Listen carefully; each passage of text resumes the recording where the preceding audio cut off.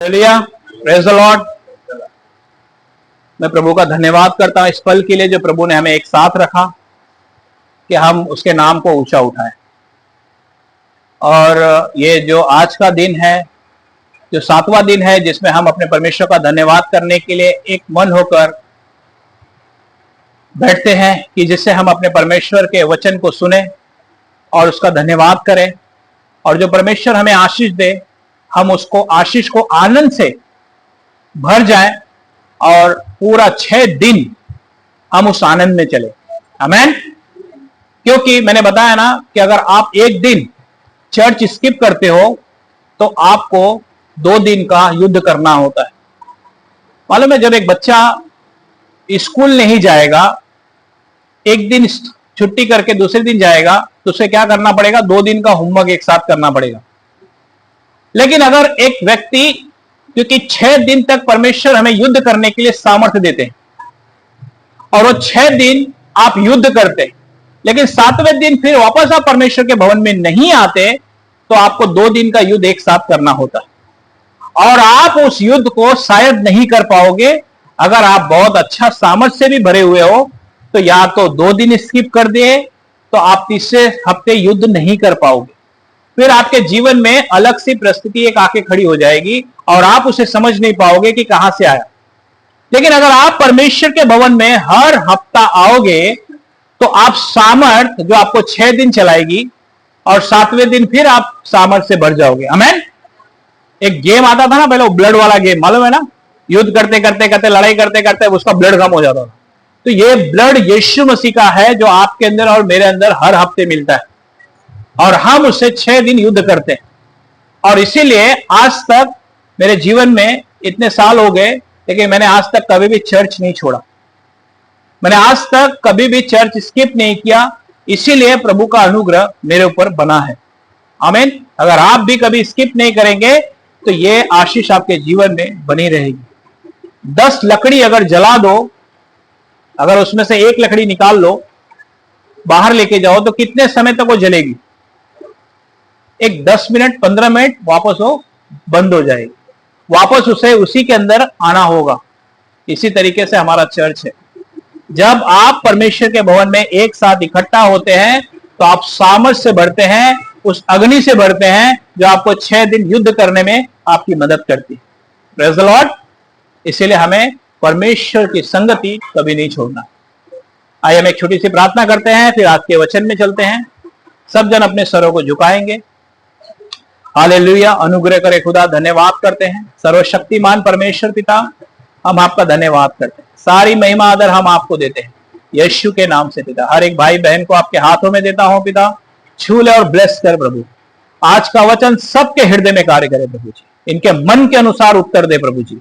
होने दे कार्य प्रभु जो आप चाहते हैं। आपने इन्हें छुआ और ब्लेस कर यीशु के नाम से, आमीन। Praise the Lord. आइए आज का जो विषय है, तुम जगत की ज्योति हो। आज आप और मैं जगत की ज्योति हैं। आज देखेंगे क्या है ये ज्योति। आइए हम वचन में चलते हैं। मत्ती रचित सुसमाचार उसकी 5 अध्याय की 13-14 पढ़ेंगे। मत्ती रचित सुसमाचार,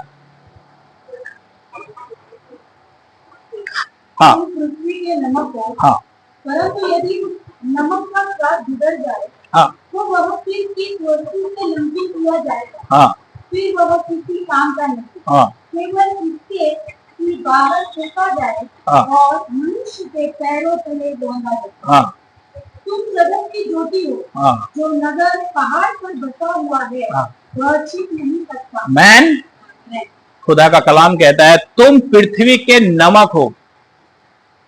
पृथ्वी का नमक का क्या मतलब है मालूम है? हर चीज में टेस्ट लाना, हर एक चीज में टेस्ट लाना। लेकिन सही बात है, अगर नमक का टेस्ट ही एक बालू के समान हो जाएगा तो आप अगर दाल के अंदर ये क्या पूरा एक हाथ भर के अगर उसको डाल देंगे तो भी कभी भी उसमें टेस्ट नहीं आएगा जो नमक का टेस्ट होता है।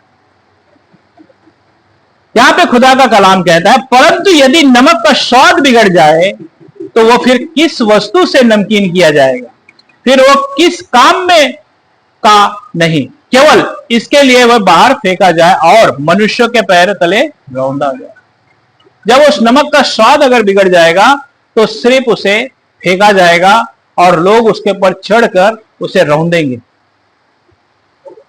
खुदा हमें ये बताना चाहते हैं कि एक मसीह जीवन कैसा होता है।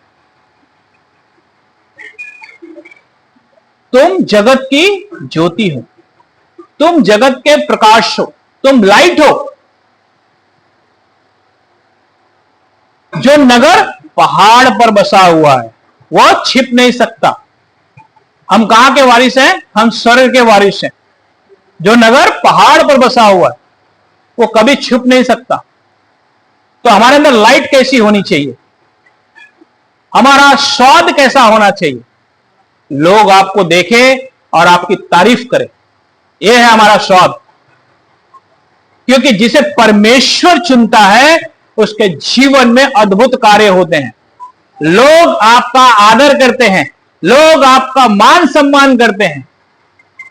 आज हम उसे देखेंगे कि सचमुच जिसके पास परमेश्वर ने बुद्धि दी है, वचन दिया है, सचमुच उसकी प्रशंसा लोग करते हैं।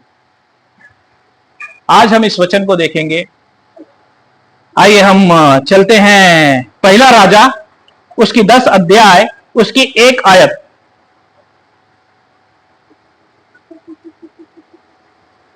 पहला राजा उसकी 10 अध्याय उसकी 1 आयत। यहां सेबा की रानी और सुलेमान की प्रशंसा हो रही है। एक हाँ बोलिए। जब शिबा की रानी ने यहोवा के नाम से उसे सुलेमान की स्तुति सुनी, तब वह कठिन प्रश्नों से उसकी परीक्षा करने को चल पड़ी। हालेलुया। यहां पे जब उसकी ज्योति चमकने लगी, किसकी? सुलेमान की। क्योंकि सुलेमान ने उसे बुद्धि से भर दिया था। आमीन। उसकी ज्योति, यीशु मसीह की ज्योति सुलेमान के अंदर चमकने लगी। अब उसे देखने के लिए एक दूसरे देश का व्यक्ति आ रहा है कि सचमुच ये सचमुच कैसा व्यक्ति है, मैं इसे जाकर इसे देखूंगी। कौन है ये?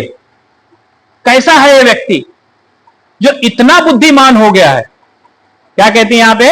जब सीबा की रानी ने यहोवा के नाम के विषय में सुना कि कीर्ति सुनी, तब वो कठिन कठिन प्रश्नों से उसकी परीक्षा करने को चली।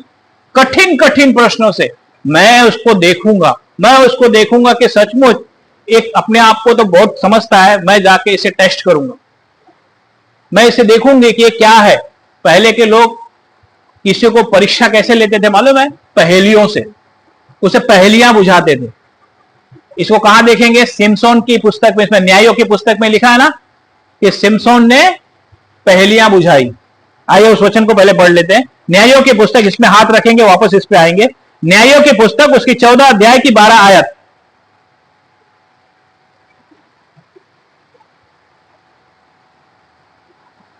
न्यायों की पुस्तक उसकी 14 अध्याय की 12 आयत।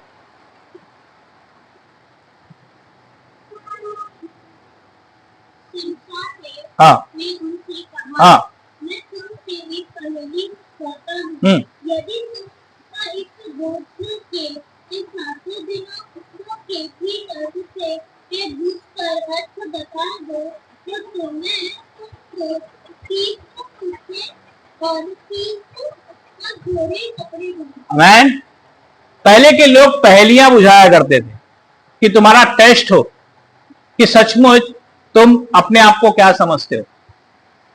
जैसे सिमसोन क्या कहता है? सिमसोन ने उससे कहा, मैं तुझसे एक पहेली कहता हूं, यदि तुम इस देवनार के 7 दिन के भीतर उसे बूझ कर अर्थ बता दो, तो मैं तुमको 30 कुर्ते और 30 जोड़े कपड़े दूंगा।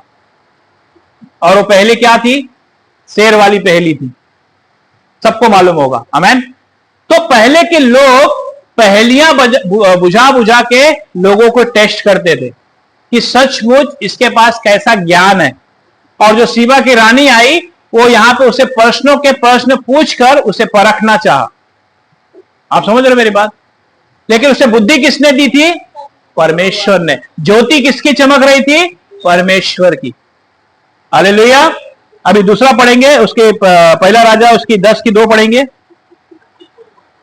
दोनों को बहुत भारी दर्द के साथ परीक्षा मसालों और पवित्र सोने और मणि से लदे कुछ साथ लिए हुए जड़ी से आई और सुलेमान के पास पहुंचकर अपने मन की सब बातों के विषय में उससे बातें करने लगी। हाँ, यहां पे क्या हो गया कि वह तो बहुत भारी दल बहुत से लोगों के साथ आई और मसालों और बहुत सोनों और मणियों, मतलब वो सारी धन संपत्ति भी साथ में लेकर आई, क्योंकि उसे मालूम था कि शायद इस व्यक्ति के पास परमेश्वर की बहुत बुद्धि हो, क्योंकि उन्होंने उसकी कीर्ति सुनी थी। और मणि से दले दले ऊंट साथ लिए हुए यरूशलेम को आई और सुलेमान के पास पहुंचकर अपने मन की सब बातों के विषय में उससे बातें करने लगी। अब यहां पे पहेलियों पे पहेली चालू हो गई। लेकिन जिस व्यक्ति के पास परमेश्वर का सामर्थ होती है, वो परमेश्वर के आत्मा से भरा हुआ होता है, उसके जीवन में आत्मा बात करता है। आमीन। लेकिन सुलेमान ने ऐसा क्या किया होगा जब उन्हें मालूम पड़ गया कि परमेश्वर ने मुझे बुद्धि दी है या परमेश्वर ने मुझे चुना है, तो राजा सुलेमान ने क्या किया होगा? आपने कभी इस विषय में सोचा? मैं बताता हूं राजा सुलेमान ने क्या किया होगा। आइए हम पढ़ेंगे यहोशू की पुस्तक, उसकी 1 अध्याय की 7 और 8 पढ़ेंगे।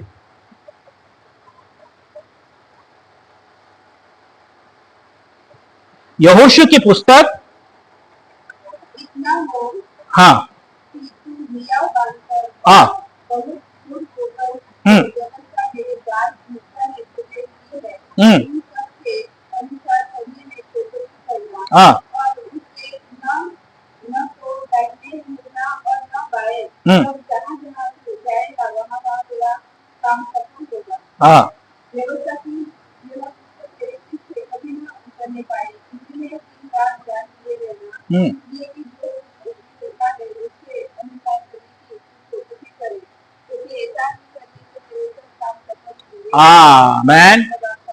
राजा सुलेमान ने जब उन्हें मालूम पड़ा कि परमेश्वर ने मुझे बुद्धि दी है, तो सबसे पहले वो मूसा की व्यवस्था को मनन करने लगे।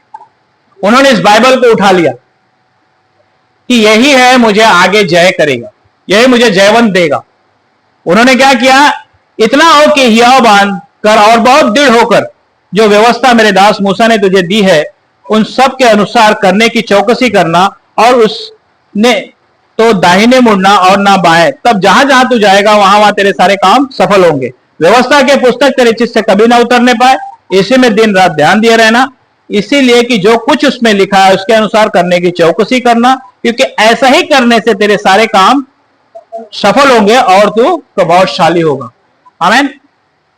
क्योंकि ये सारी बातें जो ज्योति थी, ये वचन है, और ये चीजें राजा सुलेमान उस चीज को जान चुके थे, क्योंकि जब तक बाइबल मेरे हृदय में नहीं होगा, वचन मेरे हृदय में नहीं होगा, तब तक ये सारे काम नहीं हो पाएंगे। अगर आपके अंदर वचन होगा तो क्या कहना है वो आपको इस वचन से देखते हैं। मरकुस रचित सुसमाचार 13 अध्याय की 11 आयत।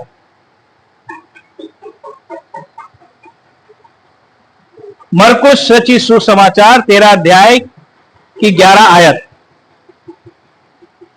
जब वे तुम्हें ले जाकर सौंपे, तो पहले से चिंता न करना कि हम क्या करेंगे, और जो कुछ तुम्हें उसी घड़ी बताया जाए वही कहना, क्योंकि बोलने वाले तुम नहीं हो परंतु पवित्र आत्मा। आमीन।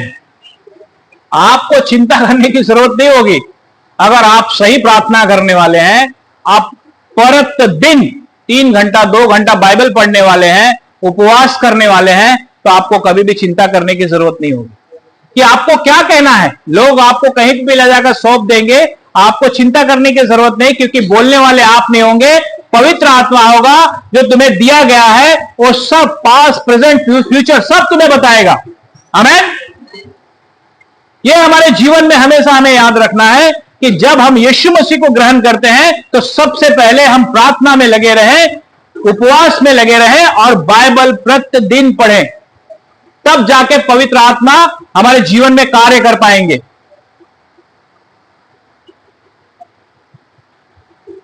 हालेलुया।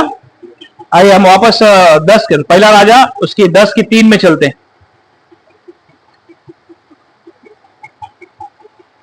पहला राजा उसकी 10 की 3। सुलेमान ने उसके सब प्रश्नों का उत्तर दिया। कोई बात राजा की बुद्धि से ऐसी बाहर न रही कि वह उसको न बता सका। हाँ, क्योंकि कोई बात राजा के ऐसा नहीं हुआ कि जिसे कोई प्रश्नों का उत्तर नहीं दे सका। ये कौन कर रहा है? ये वही लाइट है, ये वही ज्योति है जो यीशु मसीह है। ये वचन यीशु मसीह है, ये ज्योति है। ये ज्योति अगर आपके अंदर होगी तो आपको कोई संदेह नहीं होगा, आप कभी भी कहीं लड़खड़ाओगे नहीं, क्योंकि बोलने वाले आप नहीं परंतु पवित्र आत्मा बोलेगा। Man, praise the Lord.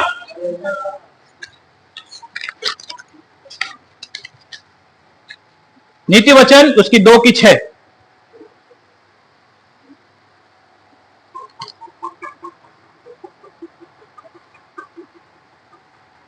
नीति वचन उसकी 2 की 6। क्योंकि बुद्धि यहोवा ही देता है, ज्ञान और समझ की बातें उसी के मुंह से निकलती है। हाँ, हालेलुया। क्योंकि बुद्धि यहोवा ही देता है, ज्ञान और समझ की बातें उसके मुंह से ही निकलती है।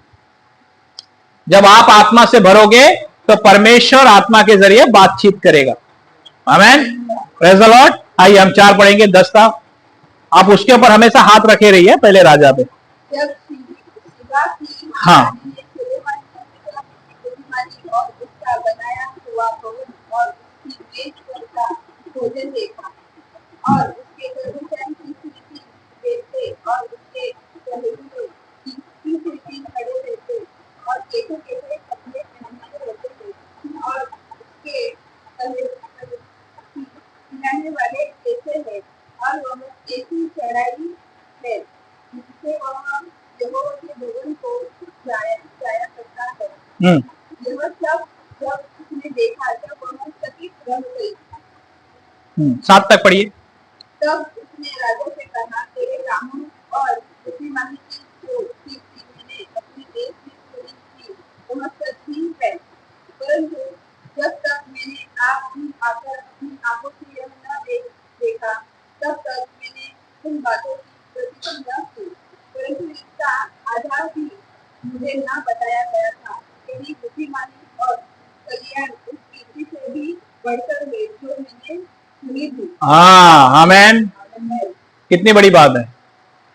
जब सीबा की रानी ने सुलेमान की सब बुद्धि और उसका बनाया हुआ वैभव और उसकी मेज पर का भोजन देखा। जब आप ज्योति में चलोगे तो जब लोग आपके घर में आएंगे ना तो आपके घर को देखेंगे किस तरीके से परमेश्वर का वचन आपके घर में सजाया हुआ है। आमेन। और उसके कर्मचारी किस रीति से बैठते हैं, उसके लोग जो उसके साथ रहते हैं वो खुद आनंद से रहते हैं। राजा सुलेमान के जो लोग थे वो किस तरीके से थे, एक राजशाही के समान थे, क्योंकि परमेश्वर ने इसी तरीके से लोगों को भी तैयार किया था। आपके घर में जब आप यीशु मसीह को जानते हैं तो सबसे पहले आप खुदा के वचन को अपने घर में लगाते हैं और आपके घर के लोग, आपका एक परिवार जो हमेशा यीशु मसीह के अनुसार चलेगा, और लोग जब आपके घर में आएंगे और उसे देखेंगे उन्हें तो सचमुच कहेंगे कि यह परमेश्वर का चुना हुआ घराना है। आमेन। जो सीबा की रानी ने राजा सुलेमान को कहा, उसकी कीर्ति की, आगे क्या कहते हैं, और उसके कर्मचारी किसी रीति से बैठते और उसके टहलुए किस रीति से खड़े रहते और कैसे कैसे कपड़े पहनते रहते हैं और उसके पिलाने वाले कैसे हैं। मतलब जो भी उसके घर की सेवा होती थी वो एक अलग ही ढंग से उन्होंने कभी भी नहीं देखा था, क्योंकि जो परमेश्वर का दास या परमेश्वर का सेवक अभिषेक है तो उसकी प्रजा वैसे ही अभिषेक रहेगी। आमेन, प्रेज़ द लॉर्ड। अगर आपको परमेश्वर ने बुलाया है तो आप सबसे पहले परमेश्वर का भय मानिए और अपने घर का अच्छा प्रबंध करने वाला बनिए, तब लोग आपके घर में आएंगे, तब आपकी कलीसिया सही चलेगी। आमेन। इसीलिए जब सीबा की रानी आई और उन्होंने देखा कैसे कैसे कार्य हो रहे हैं इनके घर में, ये तो नौकर भी ऐसे राजा के समान हैं, तब लोग आपकी प्रशंसा करेंगे। आगे कहते हैं जिससे वह यहोवा के भवन को जाया करता था। यहां सब जब उसने देखा तब वो चकित हो गई। जब सब मिलकर किस तरीके से उसके भवन में जाया करते थे, उसका परिवार अर्थात बोलेंगे तो जो लोग थे, अभी यहां पे हम देखते हैं जो भी राजा सुलेमान किस तरीके से भवन में जाया करते थे, परमेश्वर की महिमा करते थे। इसी तरीके से जब आप परमेश्वर के भय में चलोगे, आपका पूरा परिवार एक साथ भवन में आएगा, तो लोग आपको देखेंगे कि सचमुच इनमें परमेश्वर की ज्योति है। आमेन, प्रेज द लॉर्ड। अगर हमें प्रभु का काम करना है तो सबसे पहले अपने घर को स्थिर करें। अगर हमारा घर स्थिर नहीं होगा तो हम सेवकों को कैसे चला सकते हैं? Praise the Lord. आगे क्या कहते हैं? तब उसने राजा से कहा, तेरे कामों और बुद्धि मानी की जो कीर्ति मैंने अपने देश में सुनी थी वो सच्ची है। जो लोग आप दूसरों की गवाहियां सुनेंगे, जब आप उस व्यक्ति से मिलेंगे तब आपको समझ में आएगा सचमुच ये व्यक्ति आत्मा से भरा हुआ है। आमेन। ये हर एक के जीवन में होना चाहिए। और ये कैसे होगा? ये सिर्फ इससे होगा, यीशु मसीह से, बाकी कोई चीज नहीं है। Praise the lord. Yeshu Masih का वचन ही है जो आपके जीवन को बदलता है। यीशु मसीह का वचन है जो आपको सारी चीजों को देता है। आपके घर को चलाना, आपके परिवार को चलाना, आपके हर एक बिजनेस, कारोबार, हर एक चीजों में यीशु मसीह का वचन ही आपको आशीष देता है। Praise the Lord. इसीलिए वो सब एक मन होकर परमेश्वर के भवन में जाते थे, और जो लोग देखते थे उन्हें वो कहते थे कि सचमुच ये बहुत आशीषित लोग हैं। Praise the Lord.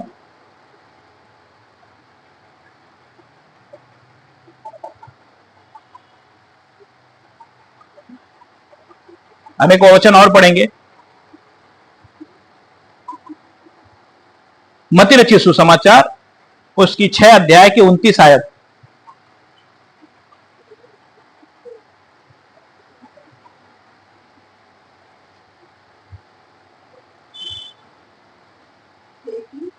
छह की 29, 29। तो भी मैं तुमसे कहता हूँ कि सुलेमान भी अपने सारे लोग जो पैदा हुए उनमें से किसी के समान करने न था। आमेन। जो सेवक इतने हैं शानदार, तो राजा सुलेमान कैसा होगा? आमेन, प्रेज द लॉर्ड। देखो, ये आपके जीवन में हमेशा होना चाहिए। जब आप अपने घर का अच्छा प्रबंध करेंगे तब जाके आपके जीवन में आशीष पूरी होगी। आपको भी परमेश्वर राजा सुलेमान की जैसा आशीष देगा, बुद्धि, धन, संपत्ति सब कुछ देगा वो। Praise the Lord. और एक वचन वापस हम उसमें आते हैं, पहला राजा उसकी 10 की 8 पढ़ेंगे। हम्म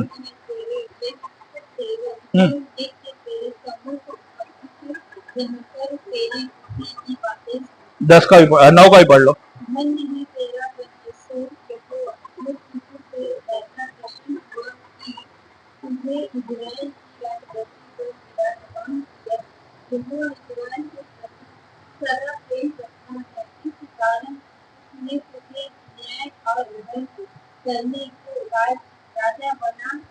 आमेन। अब बहुत ध्यान से इस वचन को सुनना। धन्य है तेरे जन। सीबा की रानी ने क्या कहा? धन्य है तेरे जन। उसने ये नहीं कहा कि धन्य है तेरा परमेश्वर। ये बात उसने लास्ट में कही। आप समझ रहे हो? उसने सबसे पहले कहा धन्य है तेरे सेवक, बराबर ना, जन। अच्छा, ये बातें क्यों कही उसने? आप अगर रास्ते में चल रहे हो या कहीं पे भी जा रहे हो, अगर आप किसी के पास जाके कहीं पे भी बैठ गए या कोई भी रिश्तेदार में चले गए, तो क्या वो आपको कैसे जान सकता है? वो ऐसा तो जानेगा नहीं ना कि आप सच्चे परमेश्वर की उपासना कर रहे हैं। नहीं जानेगा। वो कैसे जानेगा? जब आप उससे बातें करने लगोगे, आपके स्वभाव को देखेगा, तो आपसे कहेगा अरे यार सचमुच आदमी बहुत अच्छा है। लेकिन जब उसे मालूम पड़ेगा कि सचमुच से बनाया किसने है, तब कहेगा तेरा परमेश्वर धन्य है। आमेन। पहले वो आपको देखेगा कि आपके अंदर मसीहत है कि नहीं है, आपके अंदर ज्योति है कि नहीं है? Praise the Lord. क्योंकि ये वो ब्लेसिंग है कि लोग आपको देखेंगे, उसके बाद आपके जीवन में यह वचन पूरा होगा। आइए हम इस वचन को पहले पढ़ लेते हैं। मत्ती रचित सुसमाचार 5:16। उसी प्रकार हाँ, तुम्हारा उजियाला मनुष्य के सामने चमके कि वे तुम्हारे भले कामों को देखकर हाँ, तुम्हारे पिता की हाँ, स्वर्ग में बढ़ाई करें। आमेन। उसी प्रकार तुम्हारा उजियाला मनुष्यों के सामने चमके। जब आप किधर जाओगे तो आपका प्रकाश वैसे ही चमकता रहेगा, और तब इसके बाद हमारे स्वर्ग पिता की महिमा होगी। तब वो कहेंगे, हाँ, यस, सर्वशक्तिमान कितना भला है जो अपने बच्चों को इस तरीके से रखा हुआ है। आमेन। इसीलिए उसने सबसे पहले उस राजा के लोगों को देखा और उसे कहा, धन्य है ये। आगे क्या कहते हैं? धन्य है तेरे जन, धन्य है तेरे ये सेवक जो नित्य तेरे सम्मुख उपस्थित रहकर तेरी बुद्धि की बातें सुनते हैं। कितने धन्य हैं वे लोग जो राजा सुलेमान के साथ उसकी बुद्धि के हर एक न्याय को देखते होंगे। अरे किस तरीके से राजा सुलेमान न्याय कर रहे हैं, हमें भी, और वो जरूर उनके जीवन में कहीं ना कहीं काम करता होगा। मैन आगे क्या कहते हैं? धन्य है तेरा परमेश्वर यहोवा। अब लास्ट में कह रहे हैं कि धन्य है तेरा परमेश्वर यहोवा, क्योंकि अब उन्हें मालूम पड़ा कि इसे देने वाला सिर्फ हमारा यीशु मसीह है। Praise the Lord. क्योंकि आपके कामों से हमारे स्वर्ग पिता का नाम होगा। अगर उस नमक का स्वाद बिगड़ जाए तो फिर किस चीज से नमकीन किए जाओगे? अब कोई नहीं आने वाला। अब यीशु मसीह के अलावा अब दूसरा कोई नहीं आने वाला। अब सिर्फ वो आने वाले हमें लेकर जाने के लिए। आमेन। Praise the lord. इसलिए वचन यहां पे कहता है, धन्य है तेरा परमेश्वर यहोवा जो तुझसे ऐसा प्रसन्न हुआ है कि तुझे इजराइल की राजगद्दी पर विराजमान किया। यहोवा इजराइल से सदा प्रेम रखता है, इस कारण उसने तुझे न्याय और धर्म करने को राजा बना दिया। मैन तब आपको वो राजा बना देगा। स्वर्ग से आपका अभिषेक किया जाएगा। हालेलुया। ये कब होगा? जब आप न्याय से काम करोगे, आप अपने घर का अच्छा प्रबंध करने वाले होंगे, आप परमेश्वर का भय में चलने वाले होंगे, तब आपको उस न्याय को रखेगा जिस काम के लिए आपको चुनता है। तुम जगत की ज्योति हो। Praise the Lord. आइए हम और एक वचन को पढ़ते हैं। पहला कुरिन्थियों उसकी 4 अध्याय की 1 आयत। पहला कुरिन्थियों 4 की 1। मनुष्य हमें मसीह के सेवक और परमेश्वर के सेवक के भंडारी समझे। Praise the Lord. जहां आप खड़े हो जाओ, जब आपके अंदर वो लाइट होगी, वो ज्योति होगी, जब आप शब्द बोलने लगोगे, तो यहां पे वचन क्या कहता है? मनुष्य हमें मसीह के सेवक और परमेश्वर के भंडारी समझे। भंडारी का मतलब समझे ना? वचन से भरा हुआ, सामर्थ से भरा हुआ, लोग आपको देखकर पहचान जाए। मैं गांव में गया था, प्रभु ने मुझे गांव भेजा था, कुछ काम के लिए भेजा हुआ था, और उन्होंने कहा कि जा वहां जहां जहां भेजूंगा वहां जाकर मेरा सुसमाचार प्रचार करना। और जब मैं एक जगह गया, और जब वहां पे वो मेरे रिश्तेदार थे, और जब मैं वहां पे पहुंचा तो परमेश्वर का आत्मा सुसमाचार के लिए प्रेरित किया, और वहां पे जब मैं सुसमाचार प्रचार करने लगा, और वो मुझे टकटकी लगाकर देखने लगे। उन्होंने मुझसे एक सवाल किया मैसेज खत्म होने के बाद। उन्होंने कहा कि मुझे समझ में नहीं आ रहा है कि ये बुद्धि आपको किसने दी, ये इतनी अच्छी अच्छी बातें आप कहां से कर रहे हो? तब मुझे परमेश्वर का वो वचन याद आया कि मनुष्य हमें मसीह के सेवक और परमेश्वर के भंडारी समझे। आमेन।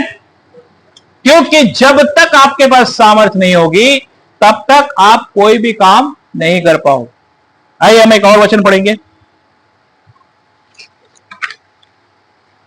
इफिसियों उसकी 4 अध्याय की 13 आयत। इफिसियों उसकी 4 अध्याय की 13 आयत।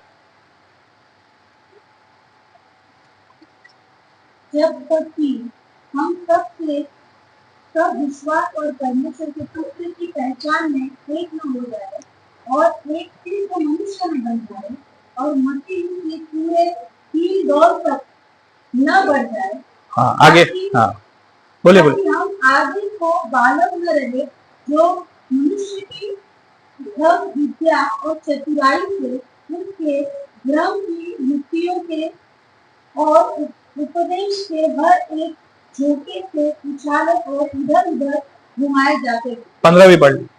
वरन प्रेम में सच्चाई से चलते हुए सब बातों में उसमें जो स्थिर है, अर्थात उन्नति में बढ़ते जाए। Praise the Lord. खुदा का कलाम कहता है जब तक कि हम सब के विश्वास और परमेश्वर के पुत्र की पहचान में एक ना हो जाए, जब तक आप दो एक ना हो जाए, मतलब आपके अंदर यीशु मसीह प्रकट ना हो जाए, आमेन, और एक सिद्ध मनुष्य ना बन जाए और मसीह के पूरे दिल डौल तक ना बढ़ जाए, आपको यीशु मसीह का स्वभाव आपके अंदर होना चाहिए। यह है एग्जैक्ट मसीह जीवन। आगे क्या कहते हैं, ताकि हम आगे को बालक ना रहें। कब तक? 2 साल, 5 साल, 10 साल? क्या हम 10 साल तक सीखते रहेंगे? हम 10 साल तक वही पापा पापा करते रहेंगे? क्या हम कभी अन्न खाने वाले बनेंगे? क्या हम दूसरों को भी जाके अब प्रचार करेंगे? क्या दूसरों लोगों को भी परमेश्वर के भवन में लाएंगे? वो कहते हैं तुम पहले मसीह में के अनुसार अपना जीवन जीकर स्ट्रांग हो जाओ। अब बालक मत बनो, क्योंकि आप बढ़ते जाओ। आपको बढ़ना है कि लोग आपको देखें और जाने कि सचमुच यीशु की संतान है। आमेन। हमारा स्वभाव ही हमें सुसमाचार प्रचार करता है। आपको मालूम है, हमारा स्वभाव आपको सुसमाचार प्रचार करता है। तो जब आप किसी के सामने, अगर आप खुद परमेश्वर के वचन के अनुसार चलते रहेंगे, तो आपको जब कोई भी सवाल करेगा तो आपको जो परमेश्वर का आत्मा जो लीड करेगा, वो हमेशा एक ऐसे शब्द होंगे जो उसकी नजर हमेशा झुक जाएगी। क्यों? क्योंकि यह है सुसमाचार, वो कि आपको देखकर लोग पहचान जाए कि सचमुच मसीह लोग ऐसे ही होते हैं। आमेन। ताकि हम आगे को बालक ना रहें, जो मनुष्यों की ढंग विद्या और चतुराई से उनके भ्रम की युक्तियों की और उपदेश की हर एक बायर से उछले और इधर उधर घुमाए जाते हैं। पहले के समान आप अपना जीवन ना जिए। अगर आप पहले के समान चतुराई करोगे, अपनी सारी चीजों को उसी के अनुसार चलोगे, तो हमारे जीवन में कोई फल नहीं आएगा। देखो, जब हम प्रभु में आ गए, मैंने कहा ना कि हम बपतिस्मा ले लिए, पवित्र भोज ले रहे हैं, हम चर्च आ रहे हैं, लेकिन अगर आपके अंदर आज भी कड़वाहट है, तो आज भी आपने अपना जीवन यीशु मसीह को समर्पण नहीं किया है। आपने अपना जीवन यीशु मसीह को समर्पण नहीं किया। भले बातें हमें ऐसा लगता है, लेकिन सच्चाई यही है।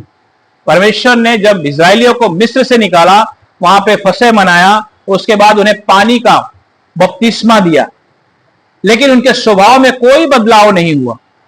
परमेश्वर ने उन्हें बताया कि जो देश मैं तुम्हें दूंगा वो पवित्र देश है और वो अपनों को निगल जाता है। वो आज जिस देश में हम हैं, ये हॉली पवित्र देश है, और इसमें अगर आप पवित्रताई से नहीं चलोगे तो ये देश आपको उसमें चलने नहीं देगा। क्योंकि जब परमेश्वर ने इजरायलियों को बुलाया और उनसे जब 10 कमांड्स दिए, इसलिए दिए कि तुम उसे कायदा कानून सीखो कि ये देश में कैसे चलना है, कि जो देश में तुम्हें दूंगा उसे जाकर मिस्र के समान मत गंदा कर देना, क्योंकि वो ऐसा देश है कि जो तुम्हें खा जाएगा, वो तुम्हें वहां पे चलने नहीं देगा। क्यों मालूम है? कहां पे है? गिनती की पुस्तक में लिखा हुआ है, जब 12 लोगों को परमेश्वर वहां भेजते हैं कि जाओ उस देश में पता लगाओ, और जब वहां से 10 लोग कहते नहीं नहीं नहीं नहीं, ये देश तो अपनों को खा जाता है। क्यों खा जाता है? क्योंकि वो देश पवित्र है। लेकिन कालेब और यहोशू ने क्या कहा? परमेश्वर ने जो दिया अच्छा है, क्योंकि उन्हें कोई डर नहीं था। डर उन्हें होता है जो अपना जीवन समर्पण करके नहीं चलते। और ये इसीलिए जो देश में हम, जिस राज्य में हम हैं, ये स्वर्ग का राज्य है, ये हमारे बीच में है। Praise the Lord. और ये राज्य में हमें हमेशा पवित्रताई से चलना है। अगर आप अपनी पवित्रताई से नहीं चलेंगे तो आपके जीवन में संघर्ष बढ़ जाएंगे और आप परेशान हो जाएंगे। आप अपने सॉल्यूशन ढूंढते रहेंगे, लेकिन परमेश्वर आपको कभी सॉल्यूशन नहीं देंगे। क्योंकि जो देश में हम हैं उसके लिए इंस्ट्रक्शन हमारे पास दिया गया है कि देश में हमें जीने के लिए इसे पढ़ना होगा।